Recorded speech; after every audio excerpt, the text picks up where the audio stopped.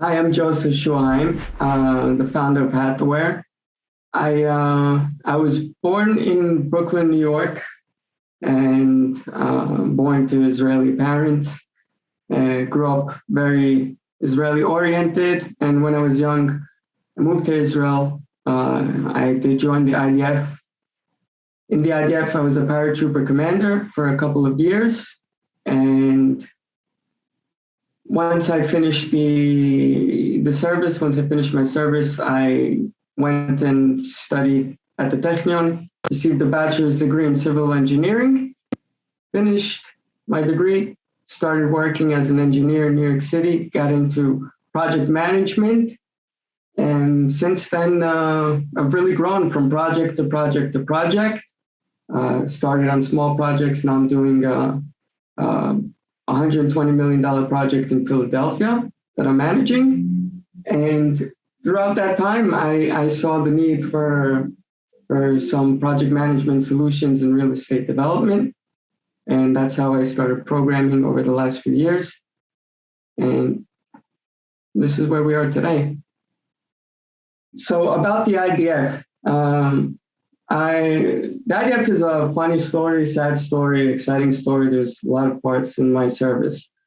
I'm actually a rather small guy. I weigh 120 pounds, maybe even less at times. Prior to the IDF, I was definitely less.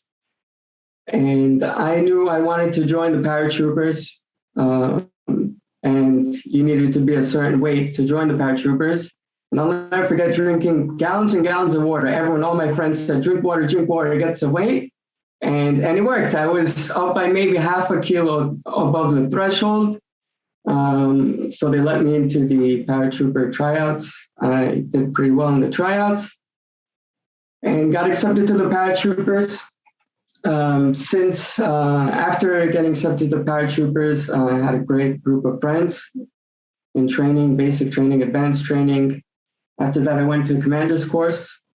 And actually during commander's course, my commanders told me that my path is set for me. My road is set. They know exactly what I'm going to be doing for the next 20 years of my life. I said, okay, interesting. Anyways, after the commander's course, I went to be a commander for my friends, the soldiers that I actually did training with, which is pretty difficult in an operational unit. So as an operational commander, I was with my friends in the units that I was now commanding over. And we served in the north, in the south, in the east, north, everywhere. So, and over there, things kind of advanced. Now, in the military, things really were going the directions that my commanders told me. And I was advancing, doing more and more courses. But as I was going home every weekend, I would go home from my base in the south. I was living up north. As I was going home from the base, I'd always drive by Tel Aviv and I would see a new building. And then I would come back to the following month and another 3 buildings and another building. And things were going up so fast in Tel Aviv. It was like a magic show to me. You know, I honestly didn't know anything about real estate and development, but everything, new buildings, glass buildings, amazing things were really going up all over the place. And that caught my attention. And I knew that that's where I wanted really to go, into real estate development. So when it came time to kind of re-sign for more year extension in the military, I said it was enough. And then I went to focus on going to my goal, and that is to get into real estate development. When I started taking on larger projects in New York City, I was using Excels and emails to manage the projects. So RFIs, submittals, budgets, everything was on Excels, on emails, and it was messy. And then my boss came to me, said, we got this new project. It was a much larger project, 192 units. I went from doing 29 units, next one 192 units.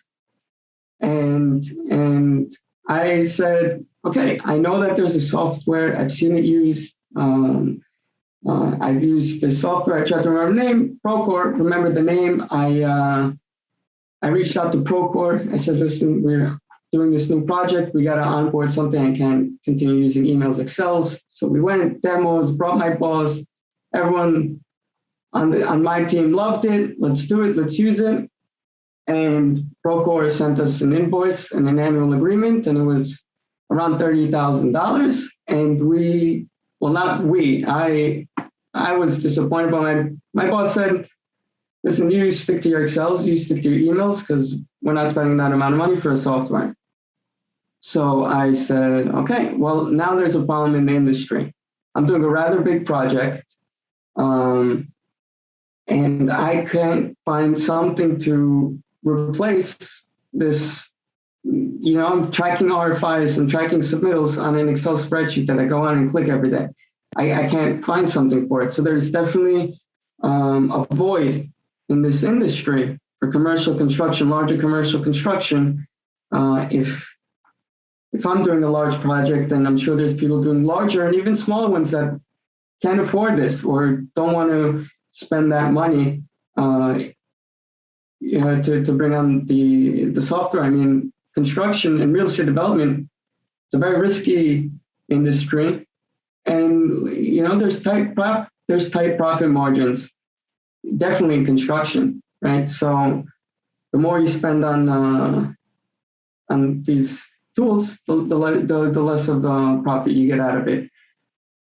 So it was at that point in time where I realized there's the void, and there's an opportunity for me to really do something about it. You know, make software available, more readily available for medium-sized companies, not the Turners and the Tishmans of the world. And that's when I started programming, learning to program. I experienced failures way too often. I mean, I've tried launching Hathaware a lot earlier, not this summer, maybe 8 months before I launched it this summer really fully. And I just went out and started sending it out to potential clients. People signed up, and it was a disaster. Every day were bugs. I even charged clients. I had to return them money, even more money because I paid sales tax on part of it. It was an absolute disaster. I was not ready. And it was definitely a learning curve. And since then, it was a mess. It was a mess. I get the chills when I think about the conversations I had with these clients in Florida, clients in New York and New Jersey. It was brutal. I got beat up, but definitely kind of shut that operation down, reassessed everything, and did it a little more right. And even doing it more right, I had many bugs, many failures, many complaints, many people stopping to use the software, but slowly now it's at a point where people sign up and they continue using it, so I'm happy about that. The new drawing management module on Hathaware is actually a client feedback. It's a client that uses the software, and they use Dropbox. They pay money for Dropbox. Obviously, files grow. And by the way, I'm going to connect this to failures again, which I failed again there. But so the client said, listen, we use Dropbox, but is there any way you can essentially make a Dropbox within the platform? I mean, everything's already there, our submittals. Is there any way we could do, upload the drawings there, keep kind of a drawing log, and have the architect upload drawings and sets and issues and sketches? So I said, sure, I'll do it. And I started working on it. I released it after a couple of weeks, and they loved it. They started using it right away, sharing drawings, uploading. And And I, of course, said, yeah, unlimited storage. I forgot how expensive storage gets, and people take advantage of that very quickly when you say unlimited storage. They take everything out of Dropbox and drop everything. Dozens and hundreds of gigabytes that all of a sudden I started eating up this company's, Dropbox expenses. And then I called him, I said, listen, I made a mistake. I need to limit the storage. And I explained to them, they understood. They were very happy with unlimited storage, but I said, I can't do that. I'll be very transparent with you, and I'll show you how much I pay for storage. I'm not going to take any profit on that. I'm just going to, because I've already committed to the unlimited, but I can't eat that storage. So I had 1 month where the first month, this is the second month that I'm doing the additional storage, but I took a hit, small hit, but took a hit on that. That was another failure. Should have thought about that. And I think one of the things that I personally gained from the military was not only never give up, but everything is possible. And if they can do it, if someone can do it, I can do it. And I took that to school with me. I mean, the first semester in school, I got the lowest grade out of 150 students. And my parents even told me, it's not for me, drop out of school, think about something else. I said, no way. I continued. And then I got Dean's List the next semester. But that is definitely the most valuable thing I took from the military was not giving up, knowing that if someone else can do it, I can do it.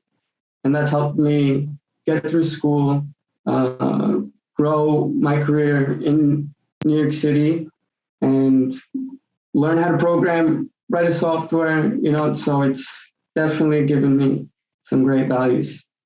I'm Joseph, founder of Hathaware, and thank you for watching.